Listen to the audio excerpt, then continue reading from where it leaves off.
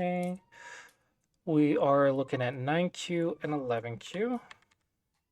And everyone can see my screen okay, yeah? Yep, can totally see it.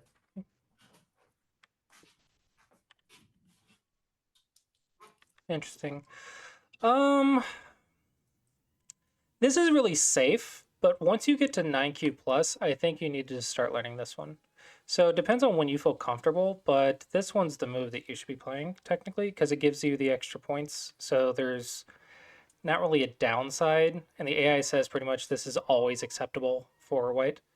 So this one's fine, but once you hit single digit Q, I think it's time to level up and try to get the extra 2 points.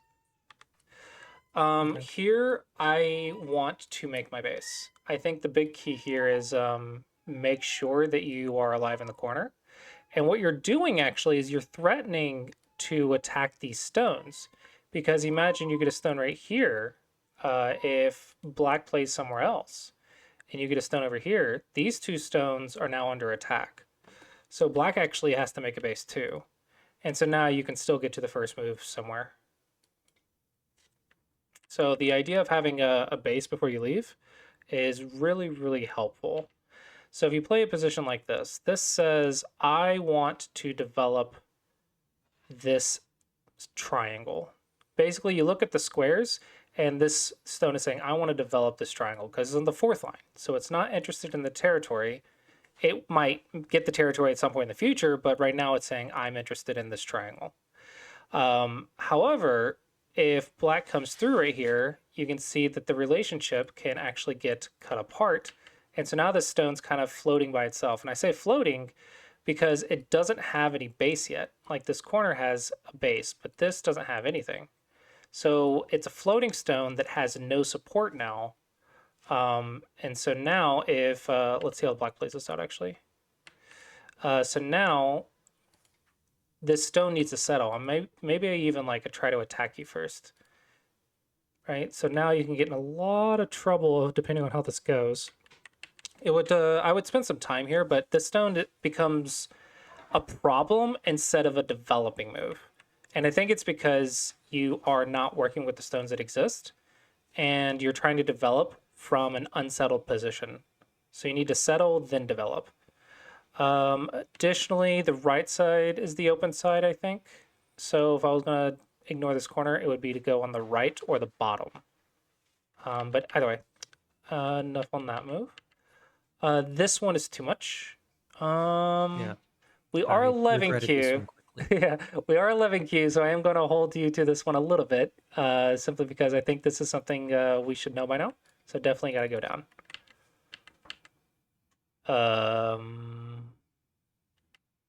What is happening?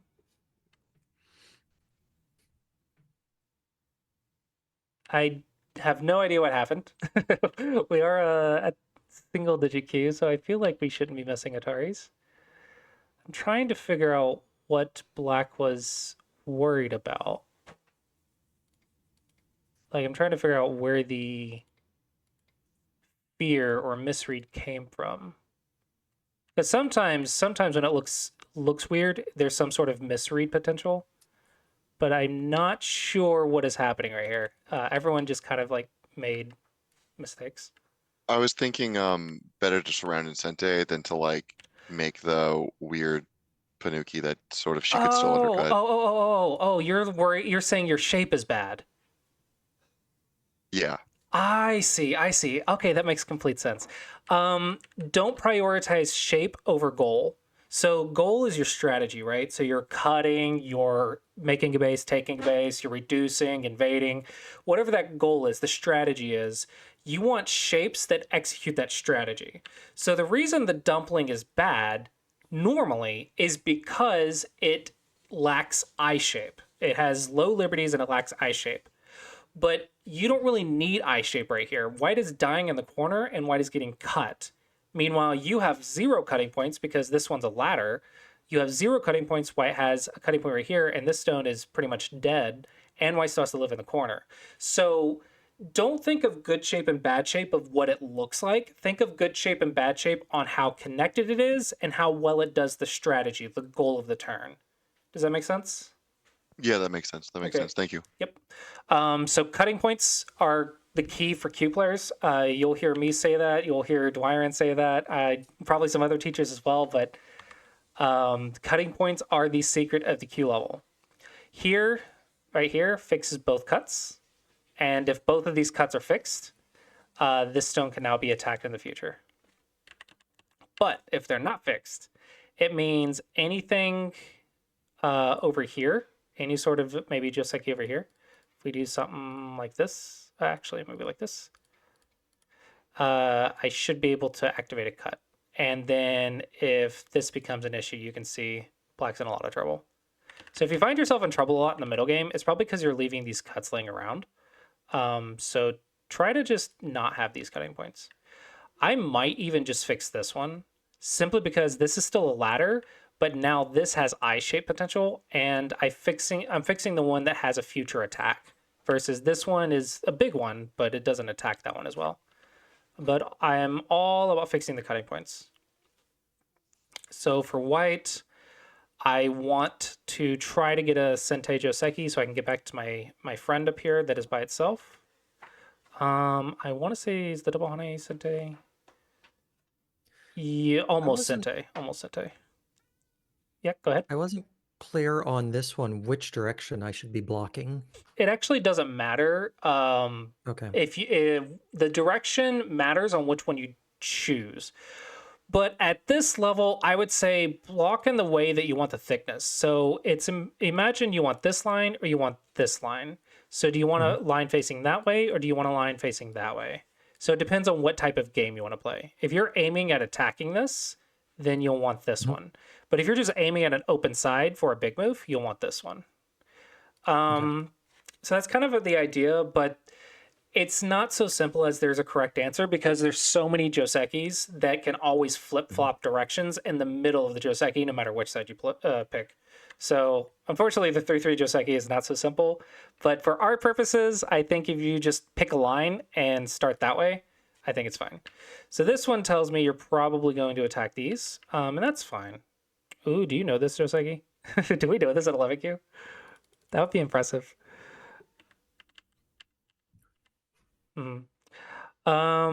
So a couple ideas here. First off, my immediate thought is, are you playing this just because it's what everyone plays, or have you actually studied the variations here? Because I have not studied the variations of this one. Okay, because there's a lot of ways for this to go wrong. Like if I cut you right here, what happens? If I cut you right here, what happens? If I play this way and then Tanuki, is that good or bad for me? If you Tanuki, is it good or bad for you? Right, so I think whenever you're studying a Joseki, first off, I always tell my students, never, ever, ever, ever, ever copy a Joseki just because stronger players are playing it. That's a really bad habit, and it's going to get you killed. Because as soon as you play some random person that doesn't look at the current meta, they're going to guess. They're going to come up with their own strategy here. They're going to do something crazy, and you're going to have no idea what to do. Maybe they do something crazy or whatever, and you're like, oh, I don't know what to do. Maybe I save myself and die in the corner. I don't know, right? If you don't have some underlying fundamental idea of what you're doing, then you'll actually end up like worse than if you had just not known the Joseki and played something simple. So for example, if you have no idea what the Joseki is and you try to play out a corner, you're probably going to lose like 2, maybe 4 points at most, and that's a generous 4 points. But typically it's like a 2-point mistake to not know a Joseki. But if you play out a Joseki you don't know, if you play a variation that is common, and then your opponent does something and you don't know it, I have seen players lose about 10 plus points, 10 to 15 points, playing out a high-level Joseki that they didn't actually study, and then their opponent did something that wasn't Joseki, and they didn't know how to punish it, or they didn't know how to react, and then everything fell apart. So if you want to play high-level Josekis, make sure to study them. When you're studying Josekis, there's 2 things that you really need to look for. One is the balance between base and influence, and the other is cutting points. Cutting points are the key in a lot of these variations. So understanding why this cut works or doesn't work helps us understand why this move's played. Understanding that if we go here and white goes here, what's the life and death in the corner? So who gets the influence, who gets the corner life and death? Which there's about 1,000 to 2,000 life and death problems in there, so lots to learn. There's the pros and cons of I'm getting influence, you're getting the corner, which is what the start point wants. But there's also the idea of if I really need the corner, I can choose this pattern and say I get the corner and now you're getting the influence.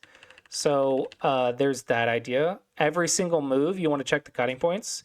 This is a move I think a lot of people naturally know doesn't work, but no one has actually studied about why it doesn't work. There's a lot of interesting things that can happen, but pretty much it's all bad for black. But it's fun to like play them out and explore, right? And this is what you want to do: is every time you're learning a Joseki, you want to say, how does the cutting point work? Or if I ignore, what happens? If I ignore, if I cut, what happens? And then you go to the actual Joseki move and you're like, okay, so that's why they're playing here. And that can help you understand a lot about how the Joseki plays out. So here, my first instinct with my fundamentals, my classy approach is fix the cutting point and play an extension. This would be the fundamental.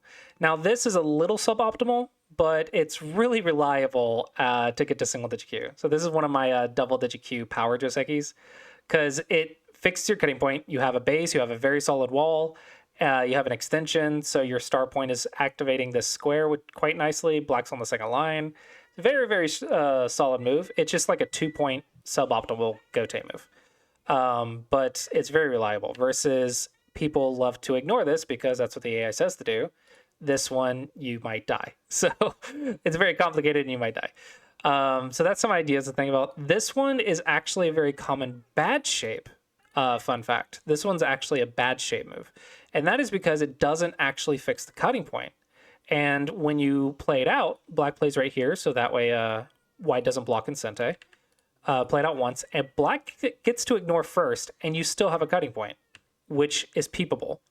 So it feels like this is not good, right? But the peep is actually not super big of a deal. You can actually attack this this peep stone. In addition to that, you can do this when you are satisfied with Gote in exchange for more influence in this square. So if your goal right now is to get a lot of influence, then taking the Gote here is perfectly fine. But if your goal is, say, getting to your friend, then I would choose the connection, which threatens to surround in the corner, and then go get to your friend somehow. You could also choose an extension, so 4 space or 5 space from a wall. This also kind of pincers black. So it depends on what type of game you want to play when you're deciding between Sente or Gote, influence or territory, yada, yada, yada. So that's a lot to think about here. This is locally the move, but I just want you to understand what the pros and cons are of these. Okay, this is a big move.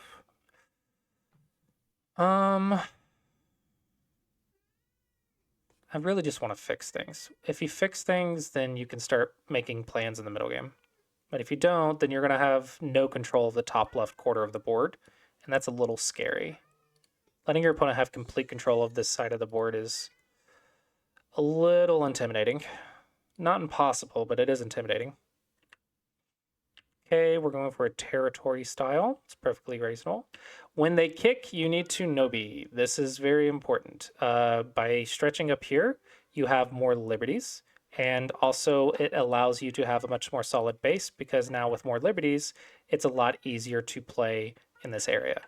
But if you play like this, and I play here or something, or even here or here, you can't block me because of the cutting points.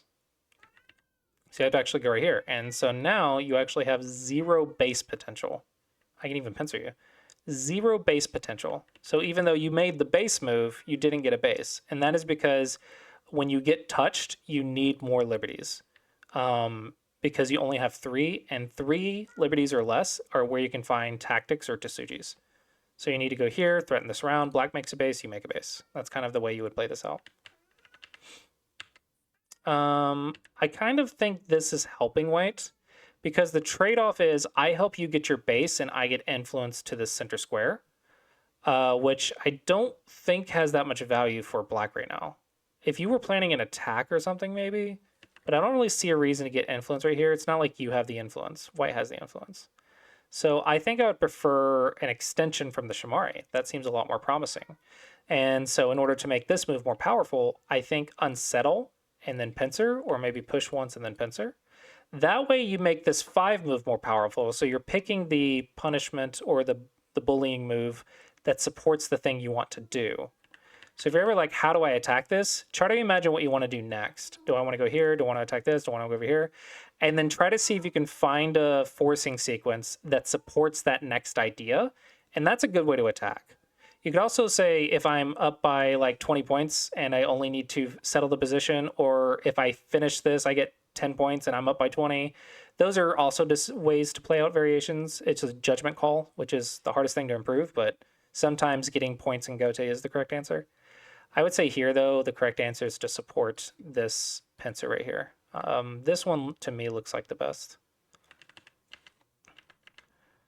Okay, looks good, but you did help white settle, so it makes this a little bit less powerful. Still a good move, though. All right, the way the one space jump moves left is actually going to be the dog's face right here. And the difference is this is not cuttable because it is a tiger's mouth, but this is cuttable because there's 2 1-point jumps that are peeped. So when you're moving left from a 1-space jump, you do it with this dog's face, this little triangle shape. You can do a horse face, which is a little bit longer, but it also has a cutting point, so it's very difficult to read and easy to die. So I think just rely on your solid connected shapes to move left, and I think that would be helpful here. This is fine. We don't have to activate this immediately. It's just white's problem. I think building your top right is perfectly reasonable. I don't think you have time for this. You have a group that only has 1 eye right here, and it has a cutting point, and black has just threatened to start surrounding it. You have a floating stone right here, and black's got a pretty impressive position right here to attack this stone with.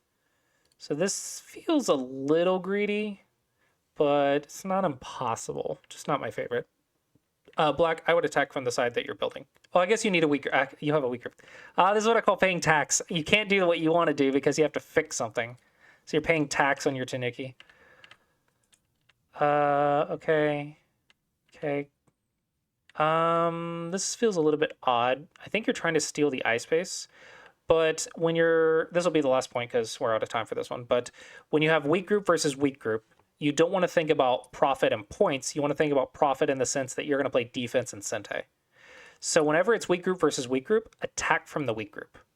So you try to attack ideally in a way that helps you while surrounding them. So when you're doing something like this, this looks like you're unsettling so you can chase, but you don't want black to jump up in this case because you have a weak stone. So attacking in the sense that you're trying to unsettle and make points or profit, points or influence, doesn't work very well when you have a weak group. So if you attack from the weak group, then you can gain strength and Sente and then go look for profit. That's usually the best attacking idea.